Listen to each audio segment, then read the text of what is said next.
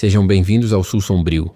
Eu sou o Nuut e vamos contar casos sombrios que se escondem em meio às araucárias, nos pampas e nos cenários de tirar o fôlego da nossa terra. Muitos acham que o sul do Brasil é só festa, pinhão e chimarrão. Mas eu sei que a nossa história também é feita de mistérios e segredos que se escondem nas sombras. Então não se esqueça de se inscrever para se juntar à nossa matilha. Deixe o seu curtir para que a gente continue a nossa jornada. Comente o que você achou e compartilhe com os amigos. Também me segue nas minhas outras redes sociais para saber quando eu postar novos vídeos e conteúdos diversos. Dito isto, vamos para o caso de hoje. São Miguel do Iguaçu, Paraná. No dia 3 de setembro de 2025, ocorreu um crime que ganhou grande repercussão no Paraná.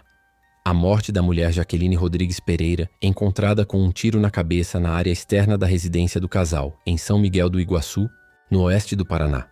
Inicialmente, o caso foi registrado pelas autoridades como um possível assalto seguido de morte, latrocínio, implicando que criminosos teriam invadido a casa, matado Jaqueline e ferido o marido, que também apresentava ferimentos. Essa versão inicial teve grande repercussão midiática no momento em que o crime veio à tona. No entanto, à medida que a investigação avançou, cresceu a suspeita de que o marido de Jaqueline, Adriano Forgiarini, pudesse ter encenado todo o assalto para encobrir um feminicídio. As evidências coletadas pela Polícia Civil do Paraná indicaram contradições e inconsistências na narrativa apresentada por Adriano. O mandado de prisão preventiva contra Adriano por feminicídio foi expedido pela Justiça e cumprido no dia 26 de setembro de 2025, após investigação intensiva que buscou elucidar a dinâmica do assassinato e os indícios de que o assalto havia sido forjado. Ele foi localizado em um hotel na mesma cidade de São Miguel do Iguaçu. Jaqueline Rodrigues Pereira era uma mulher conhecida em sua comunidade em São Miguel do Iguaçu, Paraná, por sua força, fé e dedicação à família. Um dos pontos marcantes de sua trajetória era a batalha contra um câncer agressivo, do qual ela conseguiu se recuperar, demonstrando coragem e resiliência. Esse episódio fez dela um exemplo de superação para amigos e vizinhos, já que, após meses de tratamento desgastante, Jaqueline retomou sua rotina com vigor e planos para o futuro. Sobrevivente dessa doença devastadora, Jaqueline passou a valorizar ainda mais a vida, buscando estar presente na criação de seus filhos e no convívio com familiares. Pessoas próximas relatavam que ela tinha um caráter acolhedor, sendo vista como alguém que oferecia apoio a quem estivesse em dificuldade. Superar o câncer se tornou uma das partes mais significativas de sua história, e ela mesma costumava compartilhar reflexões sobre gratidão e esperança depois dessa vitória. Casada com Adriano Forgiarini, Jaqueline levava uma vida aparentemente estável. O casal residia em uma casa no bairro Jardim Social, em São Miguel do Iguaçu, onde criavam seus filhos. Aos olhos da vizinhança, formavam uma família comum, sem aparentar grandes conflitos. Jaqueline dedicava boa parte do tempo ao cuidado da casa, aos filhos e às atividades sociais e religiosas da comunidade local. Apesar disso, pessoas próximas afirmam que Jaqueline era uma mulher reservada quanto à vida conjugal, raramente comentando sobre problemas íntimos do casal. Essa postura, no entanto, não impedia que amigos notassem momentos de tensão ou instabilidade emocional em sua relação com Adriano, algo que só veio à tona com mais clareza após o crime. O perfil de Jaqueline ganha maior dramaticidade quando se considera que, após vencer um câncer, doença que ameaça tantas vidas no Brasil, ela acabou sendo vítima de um ato de violência dentro de casa. Sua história passou a simbolizar um contraste brutal. Alguém que lutou contra uma enfermidade grave e sobreviveu, mas que não resistiu à violência doméstica. Essa ironia trágica foi fortemente destacada pela imprensa e por grupos de defesa das mulheres, que chamaram atenção para o fato de que Jaqueline conseguiu superar o que parecia impossível, apenas para ser surpreendida pela brutalidade de alguém que deveria representá-la em apoio e segurança. A trajetória de Jaqueline, portanto, vai além de uma estatística policial. Ela se insere no contexto de milhares de mulheres que enfrentam desafios médicos, emocionais e sociais, mas que ainda estão vulneráveis à violência de gênero no Brasil. Adriano Forgiarini, marido de Jaqueline Rodrigues Pereira, aos olhos da comunidade de São Miguel do Iguaçu, ele era um homem de perfil discreto, envolvido em atividades profissionais ligadas ao comércio local e com uma rotina aparentemente estável. No entanto, com o avanço das investigações, a imagem de marido dedicado foi sendo desconstruída, revelando aspectos de sua personalidade e comportamento que chamaram a atenção da polícia e da imprensa. Assim como Jaqueline, Adriano era conhecido na vizinhança, mantinha relações sociais regulares e não despertava grandes suspeitas de comportamento violento. Amigos próximos do casal relatavam que, em eventos sociais, ele demonstrava afeto pela esposa e filhos, reforçando a imagem de uma família comum. Essa normalidade, no entanto, contrastava com relatos posteriores que surgiram após o crime, apontando que o casamento passava por instabilidades.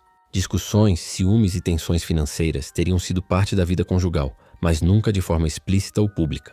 Essa dualidade, de marido aparentemente presente, mas com um lado oculto de tensões, foi uma das razões pelas quais o caso surpreendeu tanto. Um dos pontos que mais chamou a atenção da polícia e da população foi o comportamento de Adriano após o assassinato de Jaqueline. Durante o assalto encenado, ele chegou a se ferir de forma superficial, apresentando cortes e arranhões, numa tentativa de sustentar a narrativa de que ambos haviam sido vítimas de criminosos armados. A encenação incluiu relatos detalhados sobre como supostos assaltantes teriam invadido a residência e disparado contra Jaqueline. Essa postura, inicialmente convincente, foi desmontada com o aprofundamento das investigações. Além disso, houve comentários de vizinhos e conhecidos sobre a frieza de Adriano nos dias seguintes à morte da esposa. Enquanto a comunidade se mobilizava em luto, o marido parecia mais preocupado em sustentar a versão do assalto do que em demonstrar dor genuína pela perda. Essa atitude aumentou as suspeitas sobre sua participação. Durante os depoimentos, Adriano apresentou falas contraditórias. Em alguns momentos, descrevia a entrada dos supostos criminosos de forma vaga e incoerente. Em outros, falava com detalhes excessivos, algo que, segundo a polícia, não combinava com a situação de estresse em que teria se encontrado. O perfil que emergiu nas investigações foi o de um homem capaz de planejar uma narrativa para encobrir um crime, subestimando o trabalho pericial e a análise das autoridades.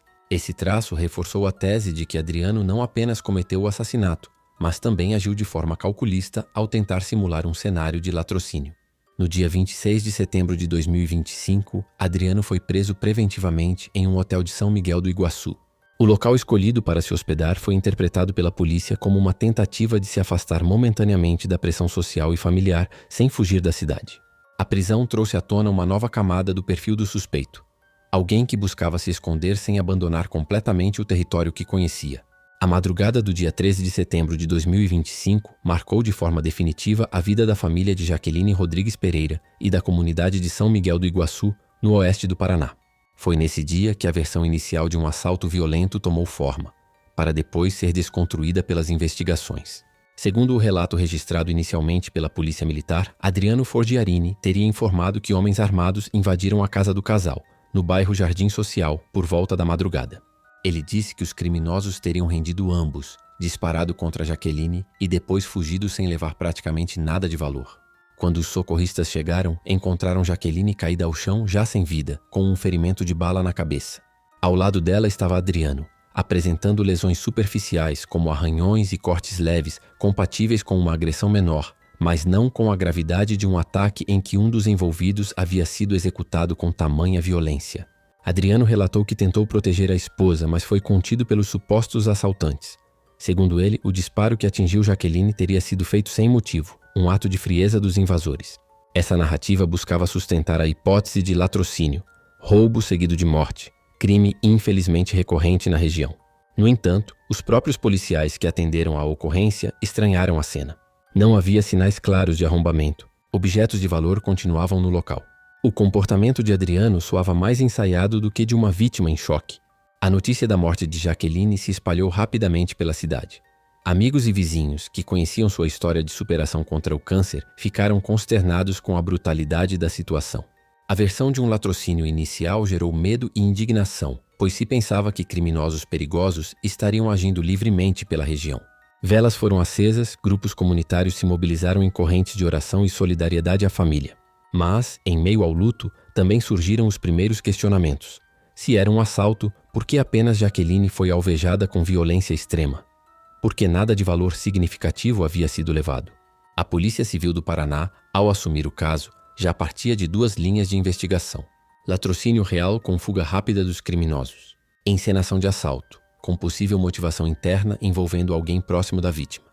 A partir daí, começaram a ser levantadas contradições e a análise minuciosa das evidências da cena do crime, o que lentamente desmontaria a primeira versão contada por Adriano. Após a morte de Jaqueline Rodrigues Pereira, o principal ponto sustentado por Adriano Forgiarini foi a narrativa de que ambos teriam sido vítimas de um assalto violento. Essa versão foi apresentada desde o primeiro momento às autoridades, mas acabou se revelando uma farsa cuidadosamente arquitetada. Adriano relatou que criminosos armados teriam invadido a residência, rendendo o casal e, sem motivo aparente, atirado contra Jaqueline. Ele afirmou ainda que também havia sido agredido, exibindo cortes e arranhões pelo corpo, supostamente causados pelos invasores. Segundo o marido, a ação teria sido rápida. Os assaltantes entraram, dispararam contra Jaqueline, feriram-no e fugiram em seguida, levando alguns pertences de menor valor.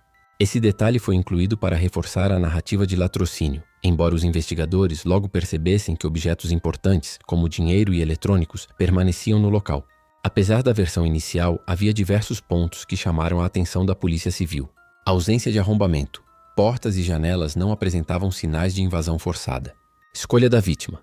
Jaqueline foi executada com um disparo na cabeça, enquanto Adriano sofreu apenas ferimentos superficiais. Objetos intactos. Itens de alto valor não foram levados, o que enfraquecia a hipótese de roubo. Marcas auto-infligidas? Os arranhões no corpo de Adriano pareciam superficiais demais para uma agressão em um assalto real, levantando suspeitas de que poderiam ter sido provocados para sustentar a encenação.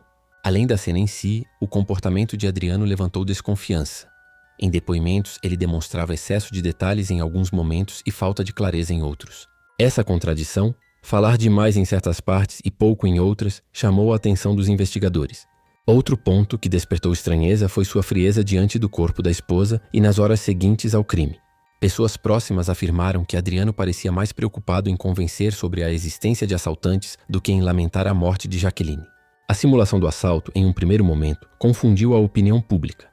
A comunidade ficou alarmada com a possibilidade de criminosos perigosos estarem soltos na região. No entanto, as inconsistências se acumulavam e a polícia intensificou as investigações para verificar se a hipótese de latrocínio era plausível. As autoridades passaram a levantar provas técnicas, como registros de câmeras de segurança, laudos periciais e depoimentos de vizinhos, para cruzar com a versão apresentada por Adriano. Esse trabalho revelaria pouco a pouco que o assalto não havia acontecido da forma como o marido descrevera. As primeiras horas de investigação foram marcadas pela dúvida entre duas hipóteses: um latrocínio real ou uma simulação para encobrir um feminicídio. Com o avanço dos trabalhos, a Polícia Civil do Paraná reuniu elementos que desmontaram a versão de Adriano Forgiarini. O trabalho dos peritos foi decisivo. Ao analisar o local, eles constataram: portas e janelas intactas, sem marcas de arrombamento. A ausência de pegadas, marcas de luta ou vestígios compatíveis com a entrada e saída de criminosos. A dinâmica do disparo. A trajetória da bala indicava um tiro a queima-roupa, disparado de muito perto, o que destoava da ideia de um assalto apressado. Além disso, os pertences de maior valor, dinheiro, aparelhos eletrônicos e joias, permaneciam na casa. Isso reforçou a tese de que não havia intenção de roubo. Durante os interrogatórios, Adriano forneceu versões diferentes sobre a sequência dos fatos. Em alguns momentos descrevia uma ação rápida, em outros dizia que houve diálogo com os supostos assaltantes. Essas incoerências foram registradas e confrontadas pelos investigadores. Testemunhas também relataram não ter visto movimentação estranha na rua na madrugada do crime, embora a região tivesse câmeras de monitoramento.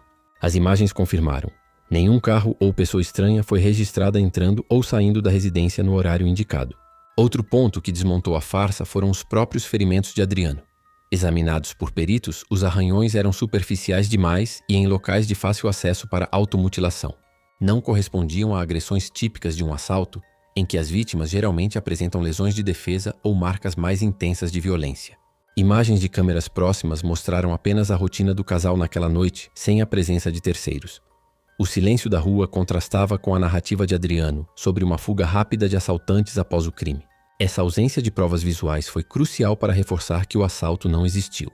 A perícia balística confirmou que o disparo foi feito a curta distância, possivelmente por alguém em posição próxima à vítima. Isso afastava a hipótese de um tiro de pânico, dado por um assaltante em meio a uma confusão. Ao contrário, indicava execução direta e intencional.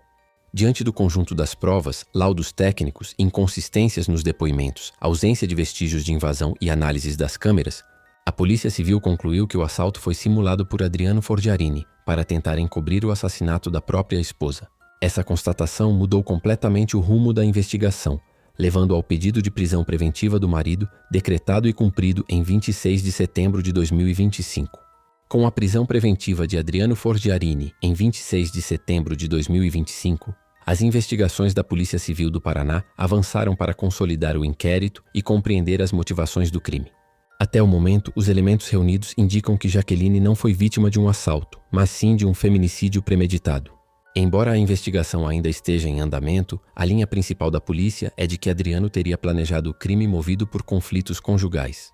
Informações levantadas apontam que o casamento passava por momentos de tensão, com brigas e discussões recorrentes.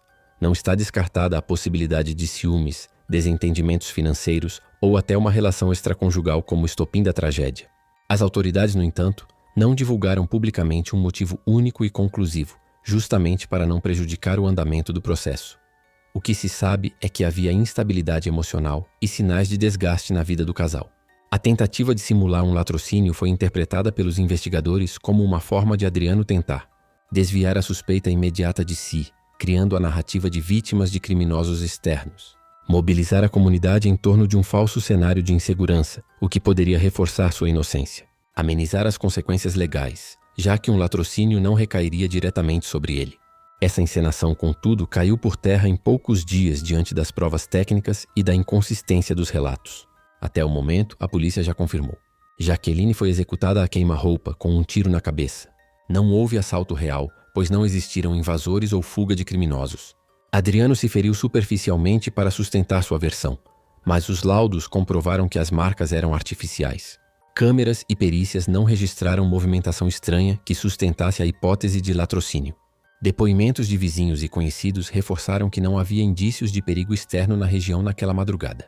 A juíza responsável pelo caso atendeu ao pedido do Ministério Público e decretou a prisão preventiva de Adriano, considerando a gravidade do crime cometido contra a própria esposa, o risco de interferência nas investigações caso ele permanecesse em liberdade, a necessidade de garantia da ordem pública e de resposta à sociedade diante da simulação do assalto. Adriano foi encontrado em um hotel da própria cidade, sem sinais de que tentava fugir do estado, mas claramente tentando se afastar do ambiente de pressão social e familiar. A revelação de que o marido encenou o assalto abalou a comunidade de São Miguel do Iguaçu. Amigos de Jaqueline, que inicialmente haviam acreditado na hipótese do latrocínio, sentiram-se enganados e revoltados.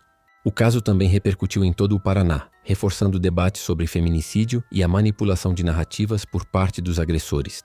O assassinato de Jaqueline Rodrigues Pereira e a prisão de Adriano Forgiarini expõem, mais uma vez, a dura realidade do feminicídio no Brasil.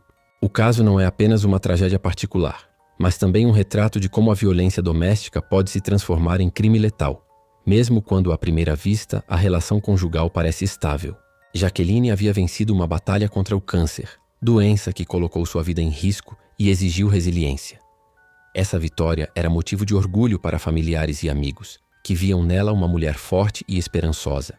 A brutalidade de ter a vida interrompida pelo próprio marido revela um paradoxo cruel: superar uma enfermidade mortal apenas para ser vítima da violência de gênero. Sua história passou a ser lembrada como símbolo de luta e, ao mesmo tempo, como alerta para a necessidade de proteção mais eficaz às mulheres em relações vulneráveis. Adriano Forgiarini responderá por feminicídio qualificado e simulação de crime, acusações graves que podem resultar em condenação a longos anos de prisão. O inquérito conduzido pela Polícia Civil reúne laudos, testemunhos e provas técnicas que sustentam a tese de premeditação. Caso condenado, Adriano pode enfrentar pena superior a 20 anos de reclusão, especialmente porque a execução foi praticada contra cônjuge, com motivo torpe e tentativa de encobrir o crime mediante fraude processual. O caso gerou grande comoção pública em São Miguel do Iguaçu e em todo o Paraná. A comunidade, que inicialmente se mobilizou em torno da versão do assalto, sentiu-se traída ao descobrir que a morte havia sido simulada. Grupos de apoio às mulheres e movimentos sociais reforçaram a necessidade de denunciar sinais de violência doméstica antes que eles escalem para casos fatais. O episódio também estimulou o debate sobre a eficácia de políticas públicas, como a Lei Maria da Penha, que busca proteger mulheres em situação de risco. Embora Jaqueline não tivesse registros públicos de denúncias formais, a investigação aponta para um casamento em crise, o que levanta a hipótese de que indícios prévios de violência poderiam não ter sido visibilizados ou denunciados. O Brasil registra milhares de casos de feminicídio a cada ano, e o Paraná é um dos estados que mais contabiliza ocorrências. O caso Jaqueline reforça que a violência de gênero não escolhe classe social, cidade ou contexto familiar. Pode estar presente em qualquer lar. A simulação do assalto, por sua vez, exemplifica a tentativa de muitos agressores de manipular narrativas, criando cenários falsos para escapar da responsabilização. A rapidez da investigação e a eficiência dos laudos periciais foram fundamentais para impedir que a farsa prosperasse. O assassinato de Jaqueline Rodrigues Pereira não pode ser reduzido apenas a uma estatística criminal. Ele representa a perda de uma vida que já havia vencido desafios enormes e que deveria ter encontrado no casamento um espaço de segurança, não de violência. A prisão de Adriano traz uma resposta da justiça, mas também abre uma ferida social. Até quando mulheres continuarão a ser vítimas dentro de suas próprias casas? O caso deixa como legado a urgência de reforçar políticas de prevenção, acolhimento e denúncia, para que histórias como a de Jaqueline não se repitam. Esse foi mais um episódio do Sul Sombrio, trazendo os mistérios e crimes que marcaram o sul do Brasil. Se você gostou do vídeo, não esqueça de deixar o seu like, compartilhar com os amigos e principalmente se inscrever no canal para não perder nenhum novo conteúdo. Ative o sininho para receber as notificações e ficar sempre por dentro das histórias mais sombrias da nossa região. Até o próximo caso.